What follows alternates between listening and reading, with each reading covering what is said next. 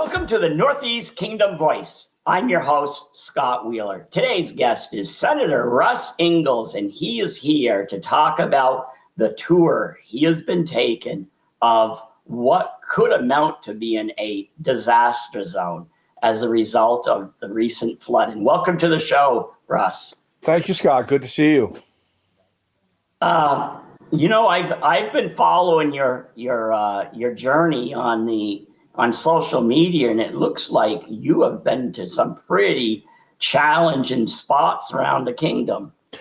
Yeah, I started out yesterday in Morgan and went up there and saw some devastation, and that would have been fine if it would have ended there. But then I went to Island Pond and saw more, and then I went down into Kirby and Granby and Burke and Linden area and saw more. And it didn't get any better as I continued along my way. It was, it's just when you think it's okay, you round the corner and you see something and say, "Holy cow! I didn't know." And I think a lot of people don't know unless they get out there and see it. And I thought it was important that in my district of who I represent, that I ought to get out there and see these folks that are impacted. And I'm really glad I did.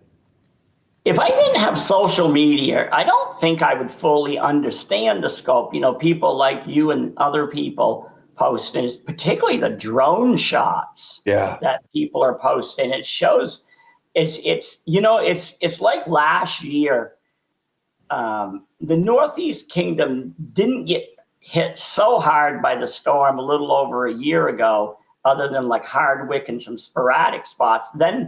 Then there was, a couple weeks ago, there was a storm, and that really hit the kingdom. But this one far outranked the one from, 2 or 3 weeks ago. It's just, by looking at the photos, it was just complete devastation in some areas. But if you're in like the Newport Derby area, it's like nothing happened. And so I don't think a lot of people understand the full scope of it. Well, I think it's even more closer than that, Scott. We 2 weeks ago we lost our office in Lindenville, as well as some other residential houses and some other businesses along Broad Street. And we went through Irene, we didn't flood. We went through last year's, we didn't flood. We did get some water in our basement, and then took out some stuff, but we fixed that. And then 2 weeks ago, we got a foot of water on our first floor, and then we just knew during this flood right here that we would be devastated again, and we didn't get a drop of water on that Broad Street at all. But yet, you go down a mile down to Red Village Road down by Barry Tire. And you see devastation like you just can't even believe. I just couldn't believe it. Houses floating down the river, three-way intersection just devastated, trees and mud and rocks and everything. And that was a mile from where 2 weeks ago it was a lake and nothing was there. So, we feel a little sheltered up here. I mean, going back to Irene, we were pretty fortunate up here. Other than a bridge or two and some washed out roads, we made it fine where the rest of Vermont was devastated. And so we thought we were a little bit secure, but we're finding now that, boy, I'll tell you, we're not. And yesterday's storm really showed that that we're not immune to any of damage like the rest of Vermont can get, for sure. Yes, it's my understanding that St. Johnsbury broke a record for rainfall, 8.04 inches. And I believe there's never been that recorded amount of rain to fall there. That's what I'm understanding too, Scott. And they're talking about, well, those are hurricane levels that you see in the hurricane belts, and that storm just came through and parked right over that area, and it just dumped. It just dumped. I mean, you think about 8 inches of water in an area like that. It was amazing. I mean, I was going up into Lake Seymour area into Morgan yesterday, and water is just flowing across the road, just coming down off the hill. I mean, it wasn't even in a stream bed area. It's just water flowing down off the hill 9, 10 hours later after this storm had come through and just still dumping water, wherever it could make its way through. It's just a massive amount of water. It's just hard to comprehend.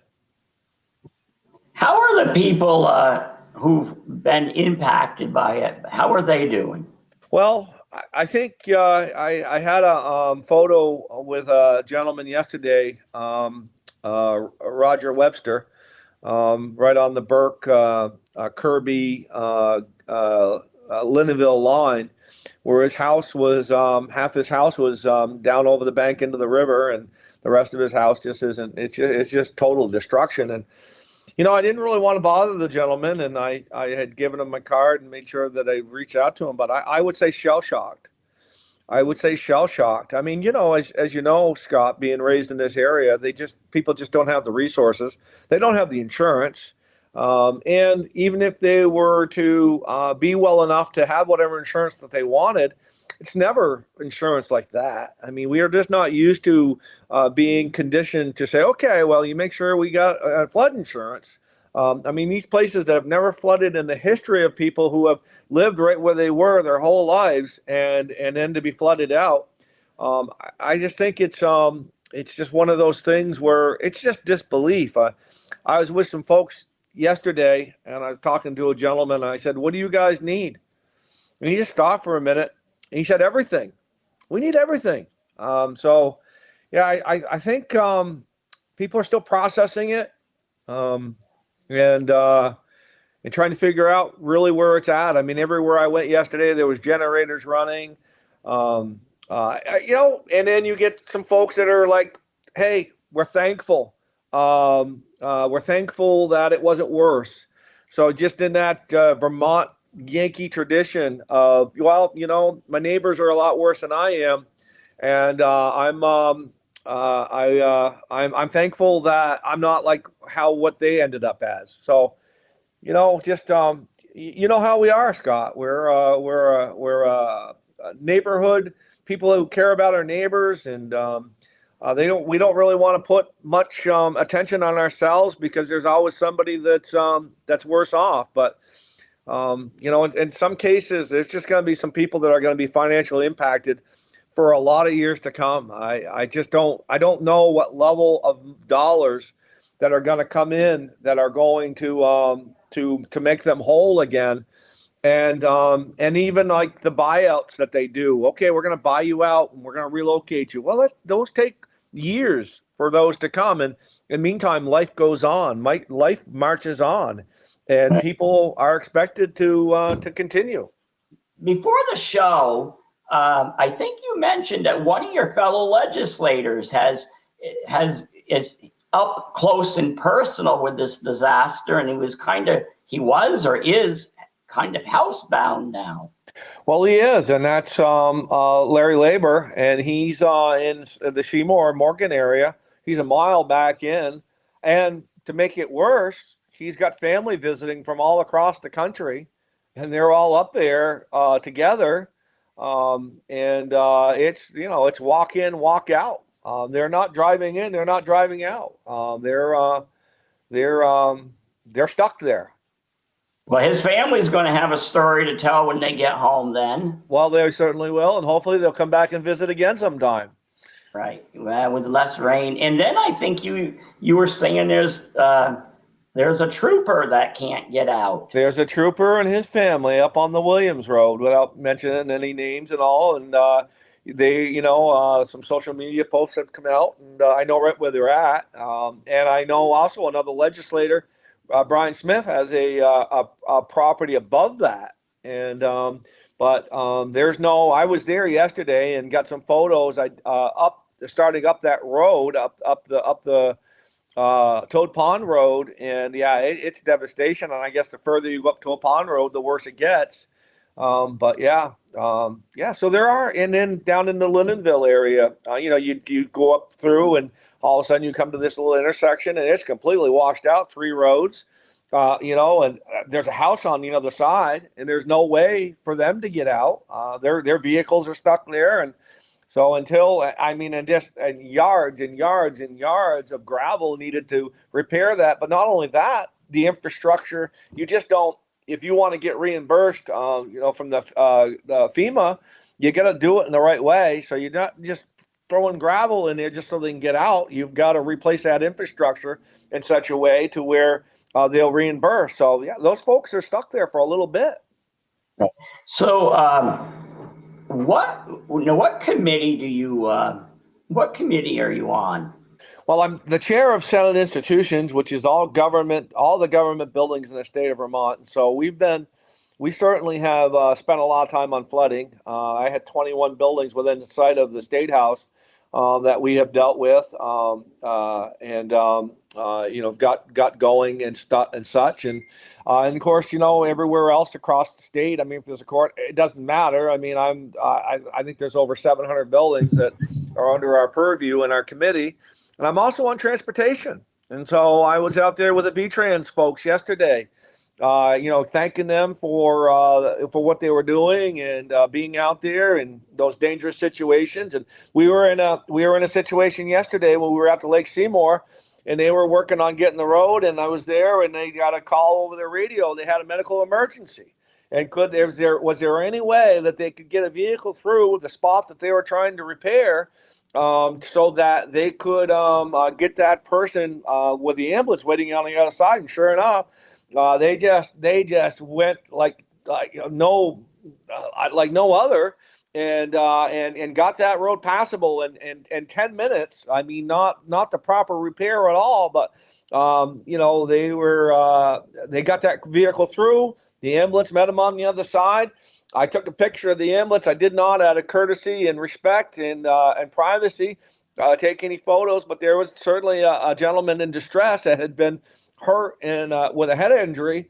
I didn't ask any details about it, but again, the V-Trans people did their job. The medical Newport ambulance was there, and they got that gentleman to safety. So, heroes everywhere you go. I was down on 114, just in between Burke and Linden, and there was a washout on 114. And that morning, Josh Willey, the fire chief of Burke, went there, and there was a car crashed right into the washout. The car went around 3 cones to keep it from going, and slid right in, and he was first on the scene, and that ended out okay, but that could have been a lot worse. I mean, just 2 weeks ago, we had somebody do the same thing, and they ended up losing their life. So, heroes everywhere you go in the kingdom, I can tell you.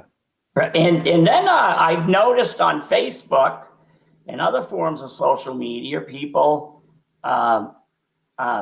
are lending themselves. The ones with like dump trucks and that, they're going out to help, because I know somebody in the early stages of it put a call out for dump trucks out in Morgan. And so there's always something good that comes out of it. And as you said, no, it doesn't appear anybody died in this one. There was actually 2 people who died in the last flood. And but I think this kind of took people by surprise, at least the magnitude of it, because as we record, which is Wednesday, we don't, as we record, we have no idea what this storm is going to do, because we're waiting for another round of flooding. Yeah, we have some warnings coming out from the governor's office today that we could be, we certainly could experience some more. And I can tell you from being around, the groundwater is just so high right now. It just doesn't take much. What used to be a nice soaking rain now is flash flooding material. And so, yeah, for sure. If we get some rain today in some specific areas, there's going to be some more damage. Right. I'm going to go way outside of your area, unless you're like Mark Breen, from the Fairbanks weather station, but what is going on? Have you got a firm grasp on what's going on? Last year, this year, is this the beginning of a new cycle? Well, I think it's this, and this is what people don't want to talk about. It's weather. But before Irene came, we were in a 10-year drought, and Irene came and replenished, and they dumped a lot of water, and it's not the right way to do it. And then from Irene right up till last year, we were in another drought. I mean, you talk to any of the well drillers. I was just talking to one this weekend, and his company has been 80 wells behind for a long time.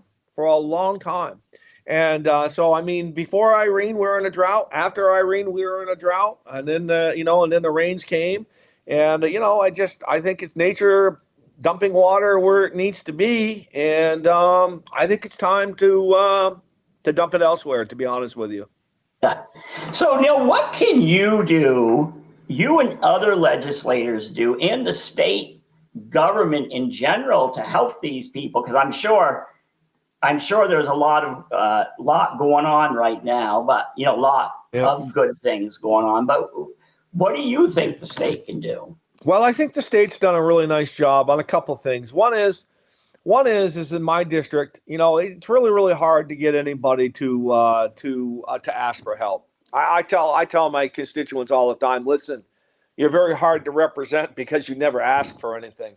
But in this case right here, you're helping others by asking, and I'm asking that all people who, no matter what, if it's 2 buckets of gravel in their driveway or obviously more devastation than that, you need to call 211, report it to 211. That puts it into the system, and that helps us at the federal level. But I think what the state's been doing very, very well is that we're not going back in and doing repairs on places that have been repaired already.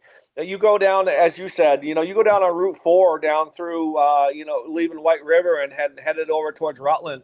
And that was devastation during Irene. And last year's flooding, you go down through there, and there might have been a culvert or two, but all that work that they've been done has stayed. And you go around this area, they're not repairing over and over and over. I mean, they're getting into areas, they're fixing them, and they're making them more resilient.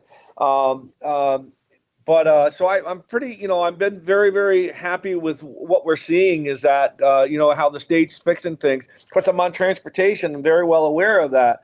So I think we're doing a good job. I really, really do. But as I said, it's time for the water to go elsewhere. It really is. And this is my opinion. I think the governor does a pretty good job during times of struggle like this. Do you agree or not? Yeah, the governor cares. The governor cares. It's not a photo opportunity and anything with the governor. I mean, there are some politicians out there that they're out there for, just, oh, look at me. No, the governor cares. I mean, we saw that during COVID. We saw it during last year's flooding. We're seeing it now. I mean, they're out front with the warnings and all, and their cabinet, they're people that are tasked with going out there and making things run and go. And I think that they do a very nice job. I was at another meeting on Tuesday night where we were working on some PCB stuff on the high school, and we had 4 agencies from the governor's office right there, including the governor's office in itself, that were there. So I think no matter what goes on, I think Governor Scott cares about Vermont. He wants to make sure that people are taken care of, and I think they do a nice job. It looks to me this might rise to the federal level as well, since there's such destruction. Do you think that'll happen? I think it will. FEMA was here last week going through the 2 weeks ago floods, and I think we're going to see them back. FEMA, I know at the state level, FEMA's been a very good partner. They have been responsive. They've been there. We've dealt with them over and over and over on the state buildings, and now we're seeing them into the communities. And that's why it's so important that everybody, no matter what, report to 211, because that gives us our tools to go to them and say, hey, here's what's going on. So, yeah, we're definitely going to be the benefactor of some FEMA assistance. We have been. They certainly know their way to Vermont. They know the names of the people that were that are out there instructing them to see the devastation. So yeah, I think that we have been the benefactor of some federal assistance through the FEMA program. And I know when Leahy was there, we've lost a little bit of power now that we've lost Patrick, I can tell you. But Senator Welch was out and about a while ago. I don't think Bernie's been out. I don't think Ballant's been out. But I know Senator Welch was out in the areas last week, going around with FEMA and in some of the areas and stuff. So, we certainly miss Patrick. Patrick, with what he was able to do, all he had to do was make a phone call, and things were a little bit different. But we're getting through it. We'll make it through. We're Vermont. We only have about 5 more minutes left. Do you think, from a transportation perspective, since you're on that committee, do you think this will be a big topic, not only for this storm, but future storms in that committee, since the roads were, so impacted by the storm? Yeah, and it has been. I mean, we've been dealing with this here for a couple of years, and yeah, it has been. We've been kept abreast very well. I think the part that bothers me the most, Scott, is that we have other pressures within the legislature that tend to want to put money into theory. Oh yeah, well we can correct climate, we can do things to change climate. We're spending millions and millions and millions of dollars where we shouldn't be spending millions of dollars, and I think that's the most frustrating part. We need to rebuild. I mean, Vermont's infrastructure, as far as flood resiliency, hasn't been touched since the flood of 1927. And so now we're going and we're preparing our roadways and stuff, VTrans, AOT, and we're preparing our ways through the Senate Transportation Committees as far as to do that. But we need to make sure that we don't make this a political point to drive home the theory of climate change and spend the millions of dollars where we shouldn't be spending millions of dollars. We have a direct need right now to update our road systems from 1927 to handle roads are bigger now. They're just bigger, and they're put places where they've never been before. We have driveways. We just have a lot of different ways for, you look where we've got wind towers and stuff like that. We have roads where we never had them before, and we've never seen what the weather will do when it decides to act bad. So, I think in VTrans, in the Senate Transportation Committee, we've been dealing this for a couple more years. It sounds like we'll be dealing it for a couple more. I just wish that we would prioritize the dollars for real fixes versus theories. And we spend plenty of money doing that. Having served in legislature myself, I'm not going to say that there's any legislators are happy about the situation, but I do believe there will be a fair number of them will transform this into will transform this into politics for whatever their desire is. We've had 3 bills, Scott, that have gone through that have spent $100 million on politics. And that $100 million could certainly go back into fixing real infrastructure, real problems. That type of money is just getting spent on theory and politics versus real world changes. Okay, well, we have to wrap this up, but thank you for coming on the show. Again, how if people need help, what do they do? Call 211. call 211 and at least to report the damage, but call their state legislators, and we will direct them to the right people.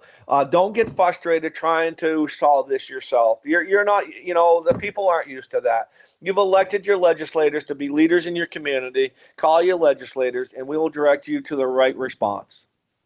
And this goes far beyond political parties. It does. It does.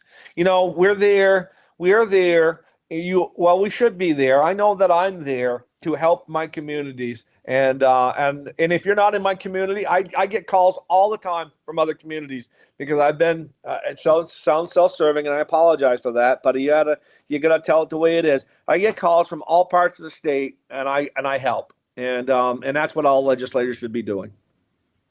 Okay, well, thanks for coming on, and keep up the good work. Well, thank you, and I appreciate it very much. And thank you for doing the good work, for bringing notoriety to what's just gone on. I appreciate it very much.